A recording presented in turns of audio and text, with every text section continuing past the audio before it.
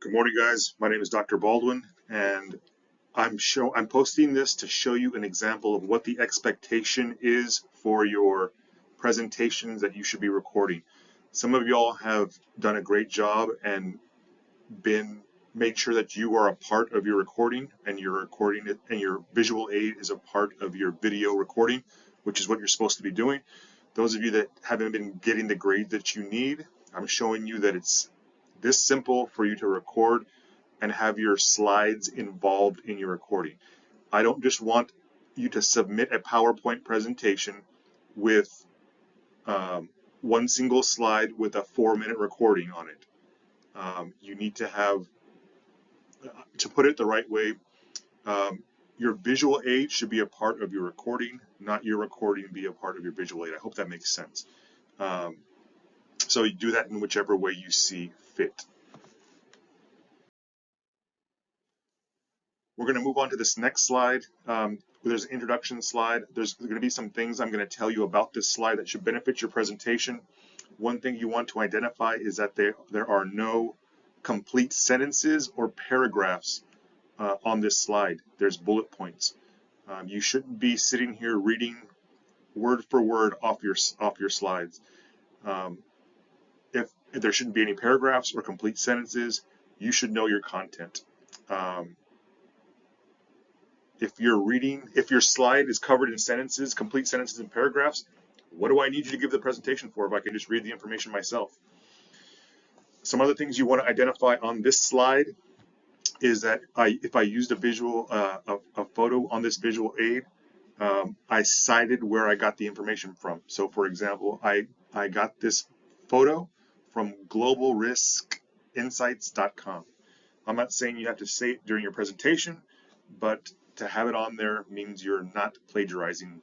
Someone got paid somewhere for that photo, so you want to make sure they're given credit in your presentation.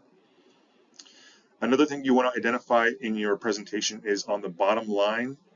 You can see there's 2 authors there, and those are APA style in-text citations for your slides. So you need the APA in-text citations on your outline, but you also need them on your slides as well. Let's go forward a little bit here.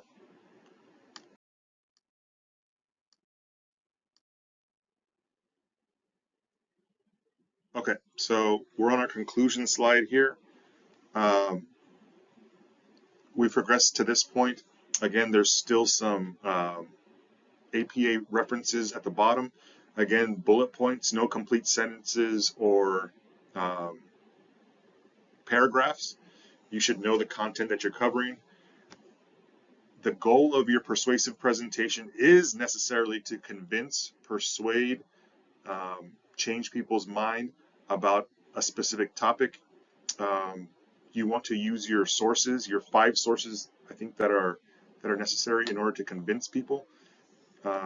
You need to use academic peer-reviewed journals, scholarly academic peer-reviewed journals from the TSC Digital Library, and cite those during your presentation.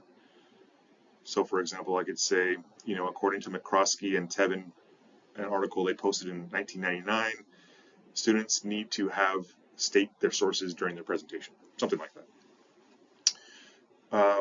We're going to move on to the last page, which is necessary, just like in your previous presentations. So this is your references page. Again, as per the instructions, you need 5 references for this presentation, and you can tell that they are all APA formatted, and they are academic peer-reviewed journals. How can I tell that they are academic peer-reviewed journals? Because if you look at it, that has their author's name, followed by the year, followed by the title of the article, then the title of the journal is in italics. Following that, there's the volume number, which is in italics as well, and then following that, there's a page number. So there's specific things that I look for when I'm checking your references to make sure that they're from academic peer-reviewed sources, and those are the things that I look for.